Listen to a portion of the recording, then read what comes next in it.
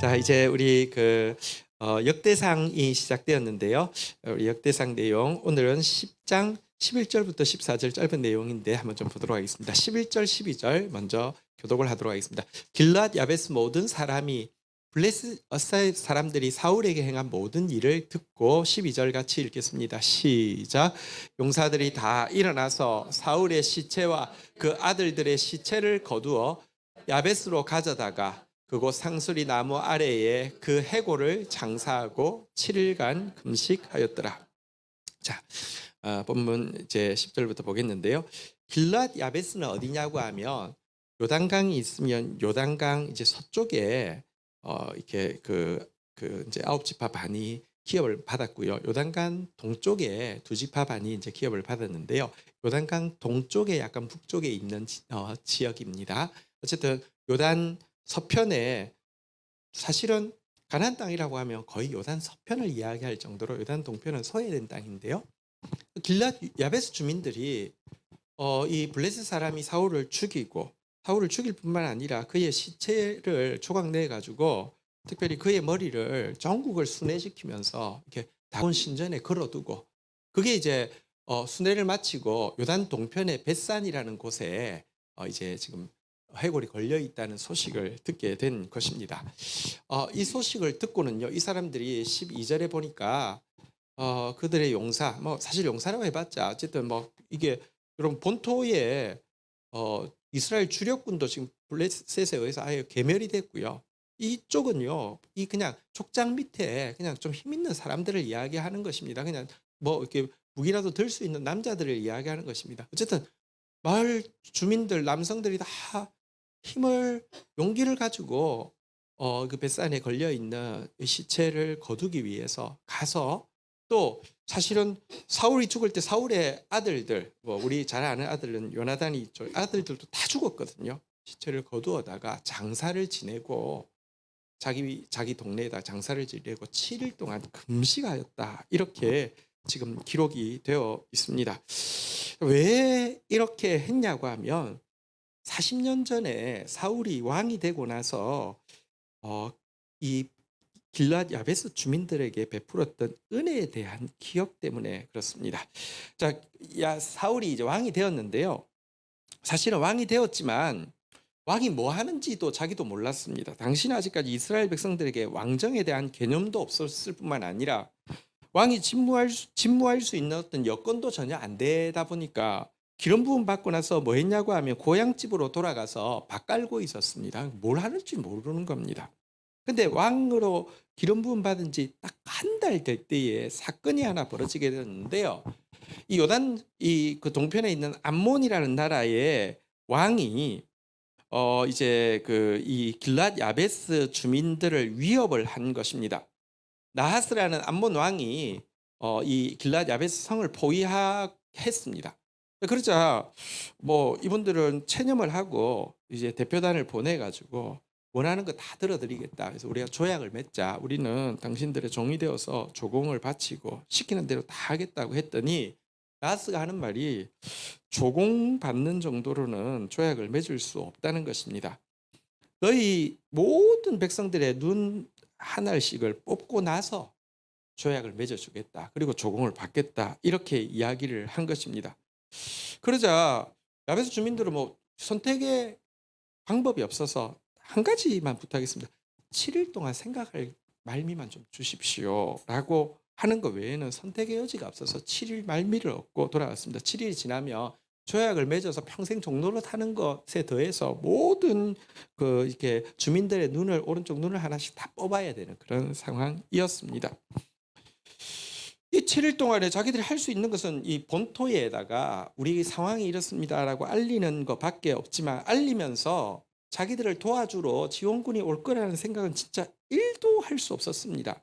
왜냐고 하면 이 요단 서편도요. 그 당시 막 계속 여러분 사울이 왕으로 이제 얼마 전에 한 달 전에 세워지긴 했지만 여러분 뭐 아직 왕도 제대로 없었을 뿐만 아니라 계속 블레셋에 의해서 압제당하고 있는 상태이기도 하고 그러니까 제코가 석자에서 도와줄 수 없는 것도 있지만 또 한 가지는 워낙에 요단 서편 사람들은요 요단 동편 동족들에 대해서 약간 이방인 취급하고요. 아니 그냥 자기 동족이 맞는데 한 혈통이 맞는데 그럼 별로 그냥 무관심하고 좀 무시하고 이런 경향이 있었기 때문에 7일 사이에 뭐 할 일이 하나도 없으니까 정갈은 보냈지만 기대는 전혀 할 수 없는 상황이었습니다. 정갈을 받은 이스라엘 백성들은 참 안 됐다 안 됐다 아유 어떻게 안 됐다 그냥 우는 것 외에는 아무것도 할 게 없었습니다. 울고 있었는데요.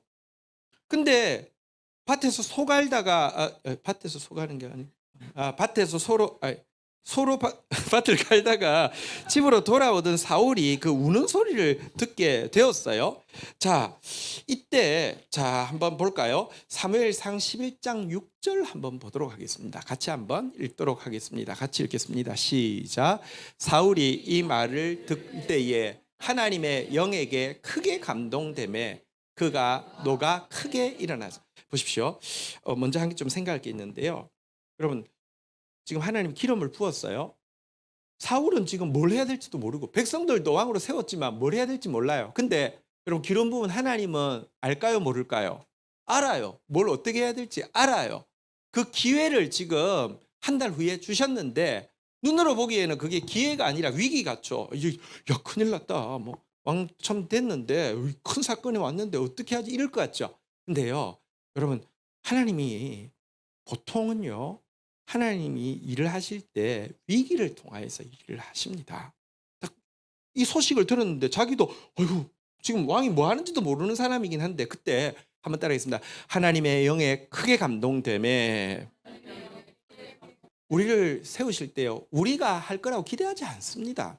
우리를 세우시면요. 성령이 역사하십니다. 할렐루야. 그 다음에요. 한번 따라하겠습니다. 그의 노가 크게 일어나 그 거룩한 의분이 일어났습니다. 아니 하나님의 백성들을 그렇게 모욕해 아니 그러니까 조공받는 거는 그래 어쩔 수 없다 치자. 근데 굳이 모욕하고 그러니까 하나님의 백성들을 사단이 얼마나 멸시하는지를 느끼는 거잖아요. 그죠? 거룩한 분노가 일어났습니다. 그래서 밭 갈다가 왔으니까 뭐가 있어요? 소가 있잖아요. 그죠? 7절 한번 보도록 하겠습니다. 같이 읽겠습니다. 시작. 한 결의에 소를 잡아 각을 뜨고 전령들의 손으로 그것을 이스라엘 모든 지역에 두루 보내어 이르되 누구든지 나와서 사울과 사무엘을 따르지 아니하며 그의 소들도 이와 같이 하리라 하였더니 여호와의 두려움이 백성에게 임하매 그들이 한 사람 같이 나오니. 여러분 그때 막 피폐한 시절에 소 한 결이 뭐 이제 한 쌍을 이야기하죠. 그 한 결이가 보통은 우리나라로 치면 한 쌍이면 두 마리인데요. 저쪽은 두 마리일지 세 마리일지는 모릅니다. 그러니까 보통 이제 한 멍에를 지워서 여러 마리를 할 수 있는데 어쨌든 얘를 자기 뭐 그 당시 왕이라고 월급이 있는 것도 아니고 왕이라고 왕궁이 있는 것도 아니고 밭 갈다가 온 소를요 자기가 잡아서 각을 떠서 보내면서 누구든지 나와 사무엘을 따르지 않으면 니네 소들도 이렇게 될 것이다 했는데요. 이 말 앞에서요 신기한 것이요. 한번 따라하겠습니다. 여호와의 두려움이 백성에게 임하심에. 여러분 하나님 앞에 건방진 사람들이 있습니다. 그 이유가요. 교만해서 그런 것도 있고요. 또 한 가지는요. 여호와의 두려움을 아직까지 경험 못해서 그런 것도 있습니다. 하나님의 두려움이 임하니까요. 이스라엘 백성들 지극히 자기중심적이고 자기 소밖에 모르고 사는 사람들이요. 하나님의 두려움에 사로잡혀가지고요. 이 각든 소 니네 안 나오면 너희 소도 이렇게 잡는다. 별말 아니잖아요. 그죠? 진짜 공포가 임해가지고요. 나왔는데 몇 명이 나온 줄 아십니까? 30만 명이 나왔습니다. 이게 말이 안 돼요. 근데 여호와의 두려움이 얼마나 강하게 임했으면 30만 명이 모여들었어요. 자, 그리고는요. 일단 여기까지 좀 정리를 하자면요. 여러분 우리 성령 충만해야 합니다. 할렐루야. 우리 무엇을 어떻게 해야 될지 모르지만 성령 충만하면요. 하나님이 무엇을 어떻게 해야 될지 알려주시고요. 성령 충만하면 나타난 게요. 거룩한 의분과 거룩한 두려움이 먼저 임했습니다. 자, 이래서 전가를 보내줘. 길르앗 야베스 주민들에게 일단 내일 너희들이 우리한테 와서 너희 생각에 좋은 대로 우리한테 다 행하라. 그러니까 눈 뽑고 조금 맺자 이렇게 하라고는 전가를 해놓고는 근데 우리가 갈게 이렇게 연락을 주었습니다. 생각지도 않게 도와줄 거라는 생각도 안 했는데 이 소식을 듣고는요. 이 나하스 왕에게는 암몬 왕에게는 그렇게 이야기하지만 마음 가운데 막 기쁨이 있었습니다. 자, 그런데요. 솔직히 말하면 도와줄게 그랬는데 안 도와줄 수도 있잖아요. 그죠? 도와줄게 그랬는데 오합주절이 와서 뭐 전쟁에서 질 수도 있잖아요. 그죠? 근데요. 여러분 사무엘상 11장 11절 한번 볼까요? 같이 한번 읽도록 하겠습니다. 시작. 이튿날 사울이 백성을 3대로 나누고 새벽에 적진 한가운데로 들어가서 날이 더울 때까지 암몬 사람들을 치매 남은 자가 다 흩어져서 둘도 함께 한 자가 없었더라. 보십시오. 전가를 보낸 그 다음 날 도와줄게라고 전가를 보낸 그 다음 날 왔는데 여러분 새벽에 도착을 했습니다. 왜냐고 하면 여러분 길랏 야베스 주민들이 있는 곳과 사울이 있는 곳의 거리가 100km입니다. 100km를요 전가를 보내고 나서 우리 뭐 군대 100km 행군이 있다고는 하지만 그 진짜 장난 아니잖아요. 그런데 여러분 이 보세요. 성령이 임하면 나타나는 증세가 두 가지인데요. 이쪽에는요 거룩한 의분과 거룩한 두려움이 임한다고 하면 이쪽은요 그 뜨거운 열정과 뜨거운 형제 사랑이 임합니다. 여러분 이 열정과 형제 사랑 아니면 밤새 100km를 그러니까 암몬 주민들도 암몬 왕도 이렇게 이 사람들 여기 무관심해라는 것도 알지만 혹시 관심 가진다 하더라도 100km인데 이거 누가 오겠어요. 근데 100km를 밤새 달려서 와가지고 그러니까 완전 무방비로 있다가 둘도 함께 한 자가 없을 때로 완전히 깨졌어요. 얘들은 뭐 완전 100% 방심 상태였단 말이에요. 성령이 임하시면 정말 그렇습니다. 형제 사랑이 임하고요. 이 세상에 없는 열정이 임합니다. 여러분 이거 경험해야 합니다. 이게 성령 충만입니다. 성령 충만이 뭘 잘 맞추는 게 아니에요. 성령 충만이 내 원하는 뜻이 이루어지는 것 아니에요. 성령 충만은요. 하나님의 마음으로 분노하고 하나님을 막 두려워하는 마음이 생기면서 한편으로는 형제를 사랑하고 하나님의 일에 대해서 불같은 열정을 내는 게 성령 충만입니다. 어쨌든 이래서 40년 전에 이 길랏 야베스 주민들이 구원을 받은 적이 있어요. 이것 때문에 이들이 지금 나와서 사울의 시신을 수습했다 이런 내용이었는데요. 여러분 그런데 다시 한번 좀 생각해 보도록 하겠습니다. 길랏 야베스 주민들이 이런 은혜를 받았지만 그럼에도 불구하고 이렇게 시신을 수습하고 7일 금식하는 거 결코 쉽지 않습니다. 왜 그러냐고 하면 지금 이스라엘이 어떤 상황이냐고 하면요. 사울 왕이 죽었다는 것은 블레셋 사람들이 이제 이겼다는 뜻이에요. 전면전이었어요. 이제 막 목숨 걸고 싸운 싸움에서 블레셋이 이겼어요. 그래서 블레셋이 이스라엘 제일 곡창지대가 한번 따라하겠습니다. 이스라엘 이 곡창지대인데 이 곡창지대이면서도 이게 평지다 보니까 군대가 항상 이쪽으로 움직이게 돼 있어요. 왜냐하면 이스라엘 가면 산이 너무 척박해가지고 평지가 잘 없어요. 그래서 이 이스라엘이 이제 있으면 이게 이쪽에 지중해면요, 이렇게 지중해 끝으로 왔다가 이쪽으로 들어와야 돼요. 여기가 이스라엘 평야예요. 이걸 통과해야만 돼요. 전쟁은 항상 이쪽에서 나요. 근데 여기 있던 사람들이 전부 다 도망가고 빈터가 되어가지고 여기를 블레셋 사람이 차지했다 이렇게 성경에 나와요. 그러니까 여러분 지금 이 본토도 멸망해 버렸어요. 자기들은 지금 아무도 지켜줄 사람 없어요. 근데 지금 저기 블레셋이 보낸 시신을 자기들이 건드렸다. 이거 얼마나 위험한 일입니까? 또 한 가지 이스라엘이 그래도 뭐 어쨌든 자생력이 생겨서 뭐 이제 왕조가 또 뭐 생기거나 뭐 이렇게 생길 수 있잖아요. 생길 왕조에 지금 사울은 백성들의 신임을 다 잃고 죽은 왕인데 그 왕을 선대한 것이 여러분 보상받을 일일까요? 아니면 새로 세워질 왕조에게 쟤들은 사울 사람이야. 쟤들은 내 편 아니야. 찍혀가지고요. 여러분 손해볼까요? 이 분명히 계산적으로 보면 손해보는 일이에요. 게다가 40년 전 일이에요. 40년 전 일이면 기억 못했다고 나쁜 사람 이렇게 이야기할 사람 한 명도 없을 거예요. 그런데 어떻게 이런 일을 할 수 있었을까요? 진짜 길르앗 야베스 주민들은 어떻게 이럴 수 있었을까요?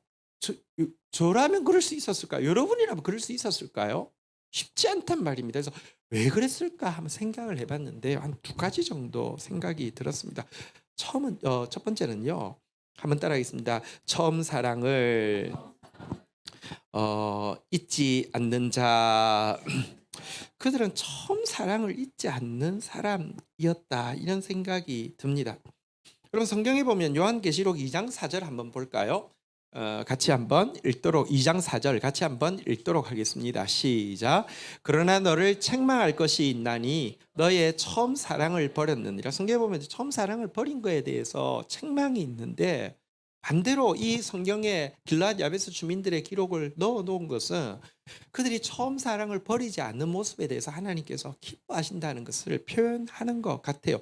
솔직히 말하면 사울이 왕되고 나서 잘한 것 딱 하나인데 그게 뭐냐고 하면 길르앗 야베스 주민들에게 한 거예요. 왜냐하면 그때는 무슨 교만도 없었고요. 밥 깔고 있다가 성령이 임해가지고 이렇게 한 거예요. 그러고 나서 이제 제대로 이제 왕이 되었죠. 근데 왕 되자마자 그때부터 교만해가지고요. 사실 유일하게 잘한 거 딱 한 게 그건데요. 길르앗 야베스 주민들은 그 유일하게 잘한 그 한 가지 그거를 잊지 않는 사람이었다. 이렇게 이었기 때문에 이럴 수 있었다. 이런 생각이 드는데요. 물론 성경에서 처음 사랑을 버렸다라고 책망하고 처음 사랑을 회복하라고 하시는 말씀이 여러분 오해하시면 안 됩니다. 사울은 기억하려고 해도 처음 사랑, 진짜 이 길르앗 야베스 주민들에게 행한 일 외에는 기억할 게 하나도 없어요. 마침 길르앗 야베스 주민들은 그 사랑 받아서 이제 기억해서 은혜를 갚기는 갚았지만 우리한테 처음 사랑을 회복하라는 말은 그런 뜻은 아니에요. 여러분들 우리가 처음 사랑을 뭐 버렸다 혹은 처음 사랑을 회복하자 수련회 제목으로 엄청 많이 쓰잖아요. 그죠? 그때마다 무슨 생각하는 줄 알아요? 내가 예수 처음 믿을 때 흘렸던 그 뜨거운 눈물, 내가 예수 처음 믿을 때 가졌던 그 열정적인 헌신, 그 감정을 한번 다시 되찾아서 다시 뜨거운 눈물을 흘리고 싶고 뭔가 뜨겁게 헌신하고 싶은 감정적인 요소를 찾는 것을 자꾸 생각해요. 전혀 그렇지 않아요. 처음 사랑을 버렸다라고 이야기하고 어떻게 그러면 하라고 하는지 5절 한번 볼까요? 같이 한번 읽겠습니다. 계시록 2장 5절 같이 한번 읽겠습니다. 시작. 그러므로 어디서 떨어졌는지를 생각하고 회개하여 처음 행위를 가지라. 만일 그래하지 아니하고 회개하지 아니하면 내가 내게 가서 내 촛대를 그 자리에서 옮기리라. 한번 따라하겠습니다. 처음 행위를 가지라. 한번 따라하겠습니다. 생각하고 회개하여 처음 행위를 가지라. 보십시오. 사울 왕에 대해서는요. 기억할 게 딱 그거밖에 없기 때문에 암몬 주민들이 40년 전 거를 막 회고를 하면서요. 그때 너무 고마웠지. 너무 뜨거운 눈물을 흘렸지. 그래서 감정적인 힘 외에는 여러분 은혜를 갚을 동력이 없지만 우리는 다릅니다. 여러분 여기 지금 처음 행위를 가지라는 게 뭐냐고 하면 에베소 교회가 말씀을 향한 열정이 있는 교회였잖아요. 에베소 교회에 뭐가 있었어요? 두란노 서원이 있었어요. 두란노 서원에서 이들은 말씀을 3년 동안 그 말씀 배우면서 세워진 교회예요. 처음 행위를 가지라는 게 뭐냐고 하면 말씀을 회복하라는 거예요. 말씀을 회복하며 한번 보십시오.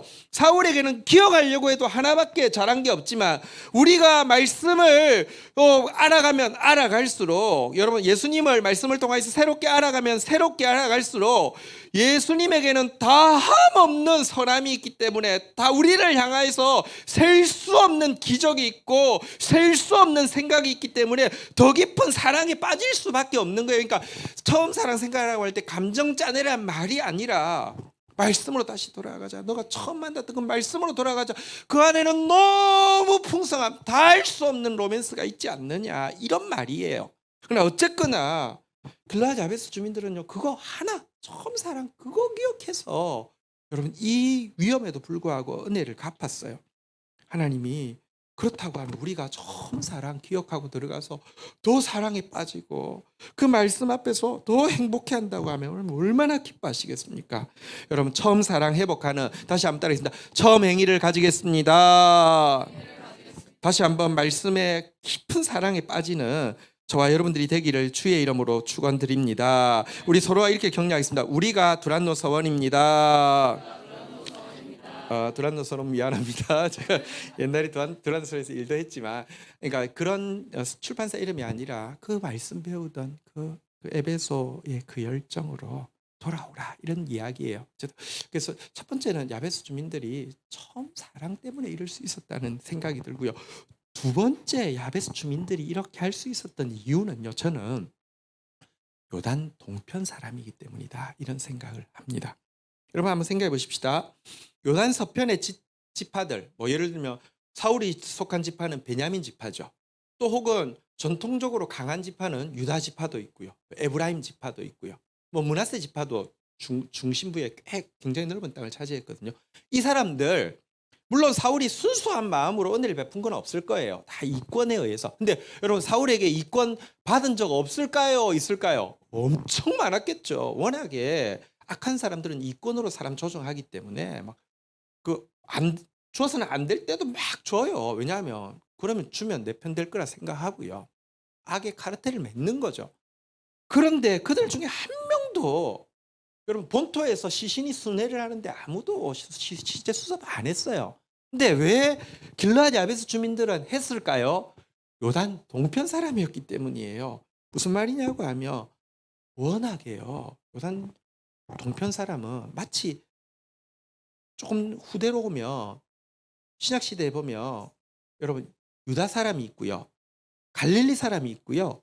사마리아 사람이 있습니다. 등급이 나눠져 있습니다. 유다 사람 1등급, 갈릴리 사람 2등급, 사마리아 사람 논외입니다. 이건 사람 취급 못 받았습니다. 여러분 구약 시대에도 보면요. 어떤 일이 있었냐고 하면 이 유다 사람도 아닙니다. 사마리아하고 갈릴리 중간에 여기 접경지대에 사마리아 문둥이, 갈릴리 문둥이가 같이 모여 사는 그러니까 나병촌이 있었어요. 자, 근데 예수님께서 여기를 지나가실 때 이 10명의 나환자가 와서 막 부르짖었잖아요. 다윗의 자손 예수여 우리를 불쌍히 여기소서. 막 목소리도 잘 안 나오거든. 이게 이제 이 나병이라는 게 막 다 이렇게 파괴시키는 것이기 때문에 목소리가 거의 잘 안 나와요. 근데 얼마나 부르짖겠어. 10명이어서 겨우 들렸을 거예요. 불쌍히 여겨달라고. 욕하는데도 불쌍히 여겨달라고. 하나님은 긍휼이 많으신 분이시다라는 어떤 믿음이 있었던 것 같아요.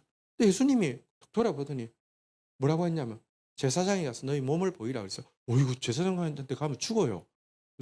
부정한 사람 왔다고 안 좋아해요.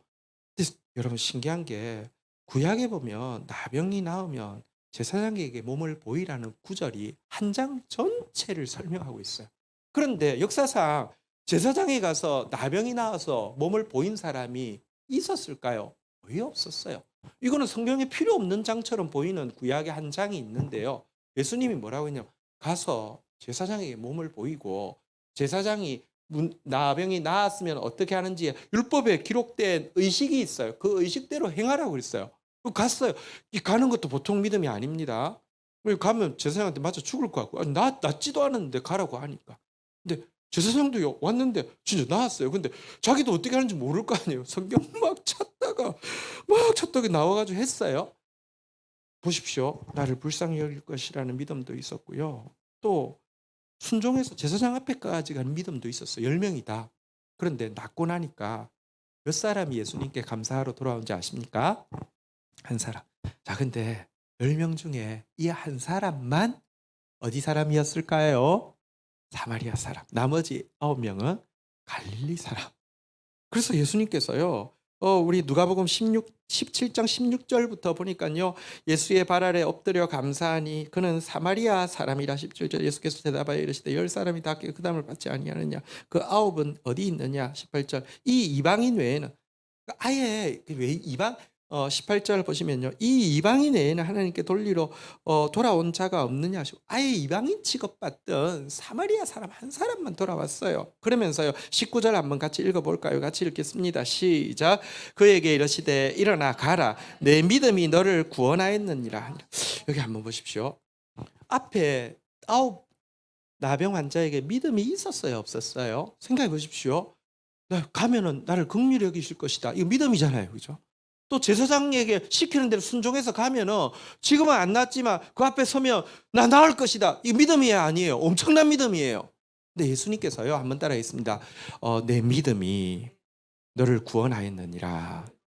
이 말은요, 달리 보면 그 9명 질병은 치유받았지만 구원 못 받을 수 있다. 구원 받는다. 받을 수 있다는 말이에요. 여러분, 구원에 이르는 믿음과 뭔가 여러분 절박해 가지고요. 믿는 거 간절히 믿는 거 다를 수 있다는 거예요. 그리고 구원에 이르는 믿음의 증거는 감사예요. 그런데 왜 그에게는 이런 감사가 있었을까요? 이방인이니까. 나는 자격 없으니까. 나머지 9명은요. 난 그래도 아브라함 자손이니까. 난 나을만 했으니까. 길라앗 야베스 주민들은 여러분 그때 구원받고 나서 우리는 구원받을 자격이 전혀 없었는데 구원받았습니다. 우리는 요단 동편 사람인데 구원받았습니다. 자격 없다라는 생각이 있었기 때문에, 겸손이 있었기 때문에 은혜를 안 잊어버리는 거예요. 보십시오. 진짜 그렇습니다. 다 은혜를 받는데요. 내 안에 자격이 있다고 생각하는 사람은 하찮게 생각해요. 내가 진짜 자격 없다고 생각하는 사람은 안 잊어버린다니까요. 우리 꼭 그런 사람 되기를 주의 이름으로 축원드립니다. 저는 염려하는 게 하나님이 은혜를 안 베푸실까를 염려하지 않아요. 저는 염려하는 게 하나님 약속해놓고 열매를 안 주실까를 염려하지 않아요. 은혜를 경험할 거예요. 열매도 경험할 거예요. 엄청나게 경험할 거예요. 기적의 간증도 할 거예요. 근데 많은 사람이요, 그 은혜 잊어버릴 거예요. 첫사랑 기억하시는, 그러니까 말씀에 계속 있으면요, 막 짜내지 않아도요, 여러분 은혜가 넘치기 때문에 은혜 갖게 돼 있고요. 겸손한 사람, 정말 자격 없음을 아는 사람, 이게 진짜 은혜라는 줄 아는 사람은요, 길라앗 야베스 주민처럼 내 이익과 상관없이 은혜 갚을 수 있는 사람이 됩니다. 여러분, 이 모습을 하나님께서 야베스 주민들의 모습을 여기 기록한 이유는 하나님께서 기뻐하셨다는 뜻이잖아요. 그죠? 이거는 성경에 이렇게 딱 나오면 그냥 끝이 나는 게 아니에요. 나중에 여러분 여기 이제 왕국이 사울이 죽고 나서 이렇게 왕국이 통합이 안 됩니다. 사울의 잔당이 또 남아서 북왕조를 좀 잠시 다스려요. 근데 다윗이 왕이 되자마자 한 일이 무엇이냐고 하면요, 길앗 야베스 주민들을 여호와의 이름으로 축복하고, 길앗 야베스 주민들에게 우리 한번 볼까요? 사무엘하 2장 6절 한번 같이 읽도록 하겠습니다. 읽겠습니다. 시작. 너희가 이 일을 하였으니 이제 여호와께서 은혜와 진리로 너희에게 베푸시기를 원하고 나도 이 선한 일에 대하여 너희에게 갚으리.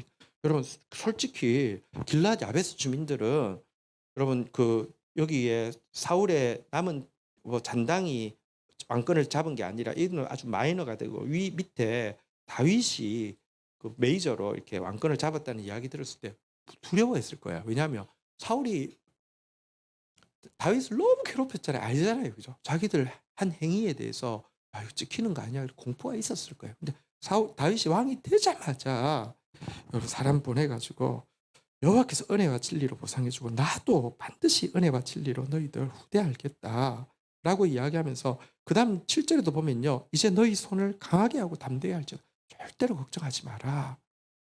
너희 주 사울이 죽었어. 너희 사울 편에 속한 거 아는데 유다 족속이 내게 기름 부어 그들의 왕으로 삼았다. 무슨 말이냐고 하면 너희가 사울 사람이었던 거 상관없다. 나는 너희들 축복한다, 이런 말이잖아요. 한번 생각해 보십시오. 진짜 훌륭한 리더는요, 정치적으로 내 편, 남의 편 상관없이 하나님의 백성을 축복하는 사람이고요. 한번 생각해 보십시오. 정치적으로 상대편에 섰다 하더라도 주인에게 배신하는 사람하고 주인에게 은혜 갚을 줄 아는 사람, 누가 여러분 나중에 하나님이 기회가 돼서 내 사람 되게 하시면 누가 계속 은혜 갚을까요? 다윗이 축복하고 있습니다. 어쨌든 하나님께서 길앗 야베스 주민들을 너무 축복하셨습니다. 우리도 그런 사람 되기를 주의 이름으로 축원드립니다. 13절 14절은 아주 간단하게 하고 마치도록 하겠습니다. 13절 14절 교독하겠습니다. 사울이 죽은 것은 여호와께 범죄하였기 때문이라. 그가 여호와의 말씀을 지키지 아니하고 또 신접한 자에게 가르치기를 청하고. 14절 같이 읽도록 하겠습니다. 시작. 여호와께 묻지 아니하였으므로 여호와께서 그를 죽이시고 그의 나라를 이새의 아들 다윗에게 넘겨주셨더라. 길앗 야베스 주민을 축복한 내용과 사울이 왜 실패했고 죽임 당했는지에 대한 내용을 대조적으로 보여주고 있는데 13절에 보니까 한번 따라하겠습니다. 여호와께 범죄하였기 때문이라. 여호와를 배신했기 때문이라 이런 뜻인데요. 배신했다는 것은 거기 뒤에 나오는 내용이 있죠. 한번 따라하겠습니다. 여호와의 말씀을 지키지 아니하고 하나님 주신 말씀은 지키지 않고 불순종했다는 뜻이죠. 한번 따라하겠습니다. 신접한 자에게 가르치기를 청하고 무당에게 자꾸 이제 묻는 거죠. 자, 왜 여호와께서 주신 말씀은 불순종하고 무당에게 이렇게 자꾸 들을까요? 14절에 보니까요. 또 이렇게 이야기합니다. 한번 따라해서 여호와께 묻지 아니하였으므로 한번 생각해 보십시오. 솔직히 말하면 무당에게 물어보기 전에 여호와께 먼저 물었어요. 근데 여호와께서 말씀 안 하셨어요. 그러니까 무당에게 물었어요. 여호와께 묻지 않은 게 아니라 여호와께 물었는데 여호와께서 말씀 안 하셨기 때문에 무당한테 물었어요. 근데 여호와께 묻지 않아야 했다고 이야기했어요. 왠 줄 아십니까? 여러분, 하나님은 순종하는 자에게 자꾸 말씀하십니다. 인격적인 관계니까요. 불순종하면 점점 말씀하시지 않습니다. 근데 여러분 보십시오. 이 사람은 주신 말씀도 불순종했고요. 또 자기에게 원하는 말씀을 들으려고 하니까 하나님 말씀 안 하니까 곧바로 무당에게 쪼르륵 갑니다. 듣고 싶은 말 해주는 우상을 찾는 거죠. 그러니까 여러분 진짜 보십시오. 한편에는 불순종과 한편에는 우상 숭배, 이게요 같이 갑니다. 그리고 그 중심에는 교만이 있습니다. 내가 왕인데 이런 마음이 있으면요, 내한테 별로 도움 안 되는 이야기하면, 하나님 이야기하면 불순종하고요, 내 원하는 대답을 하나님 이야기해 주지 않기 때문에 무당한테 찾아가서 자꾸 듣는 거예요. 그래서 죽었다라고 이야기하고 있습니다. 성경에 분명히 이야기하고 있잖아요. 여호와께서 제사보다 그의 목소리 청정하는 거 더 좋아하신다. 순종이 제사보다 낫다. 이렇게 이야기하고 있습니다. 그리고 교만해서 완고한 것은 우상에게 절하는 것과 같다 그랬는데, 진짜 여러분 보십시오. 교만하면요 불순종하게 돼 있고 우상 숭배하게 돼 있습니다. 겸손하며 말씀 듣게 돼 있고 순종하게 돼 있습니다. 여러분들, 사울의 길은 교만하다가 불순종하고 우상 숭배하는 길이었습니다. 죽음으로 끝날 수밖에 없습니다. 우리 사울의 길이 아니라 오늘 본문에 나온 길앗 야베스 사람들의 길을 함께 걸어가게 되기를 주의 이름으로 축복합니다. 자리에서 일어서시겠습니다. 우리 같이 찬양하며 주님 앞에 나가도록 하겠는데요. 우리 주님의 그 크신 사랑 앞에서 우리를 위해서 생명까지 버리신 그 사랑을 기억하면서 주님과 더 뜨거운 로맨스에 들어가는, 말씀 안에서 매일 더 깊은 로맨스에 들어가는 사람 되기를 원합니다. 고백 담아서 우리 한번 찬양하겠습니다.